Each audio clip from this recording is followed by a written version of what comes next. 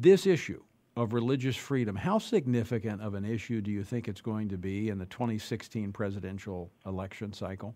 We've got to make it a priority. The reality is the left wants to change America. They want to make our faith something private. They want to take God out of the public square. They want it to make faith private, circumscribed, and that is not the vision our founding fathers had. That is not the America our parents would recognize. It's not an America I want our children to recognize. And so we've got to make it a priority. If we allow them to succeed little by little, and they're doing this, and you can see this, you can see this. Look, when somebody like Phil Robertson says something they don't like, they try to get his show canceled. If you see them succeed in changing our culture, we are going to lose. We're going to lose the freedoms that were so fundamental. Because remember, without religious liberty, there's no freedom of speech or freedom of association. This has to be a priority in 2016. And one of the things, Tony, we've got to be on guard against. Sometimes big business has allied itself with the radical left. You saw it in Indiana. You saw it in Arkansas. You saw a little bit of it here in Louisiana against religious liberty.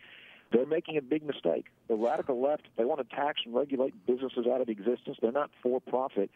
So these businesses need to be careful. Economic liberty is the other side of the coin of religious liberty. They're two sides of the same coin.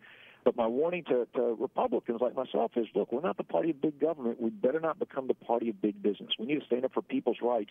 In this case, First Amendment religious liberty rights. I think it's going to be a very important issue in the 2016 elections. We need to make it a priority because the left has certainly made their assault on religious liberty a priority. We need to make it a priority to stand up for our First Amendment rights. Yeah, I was disturbed today. I watched some of the testimony in committee there, and the head of the Marriott Hotel in New Orleans there testifying against the bill. You know, and Walmart came out against the original bill in Arkansas, and I'm thinking, you know, these big business as you described, you know. The left is not going to help them when it comes to the environmental blockades that are put in front of them when they try to expand, or the labor laws that and issues that they deal with. In many ways, I see big business by teaming up with the left's radical social agenda. They're cutting the path of expansion and prosperity out from underneath themselves. Absolutely. It's a very short-sighted, these politically correct, these short-term alliances.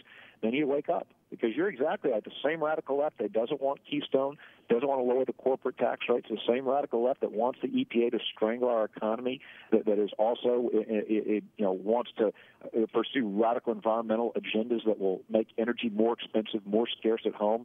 This is the same left that corporate America has gotten to bed with. It's an unholy, unnatural alliance, is what I've argued. They should remember they need to go back to fighting for liberty and freedom and understand that the two of them go together. And that has always been the traditional alliance, and I think that's what we need to get back to.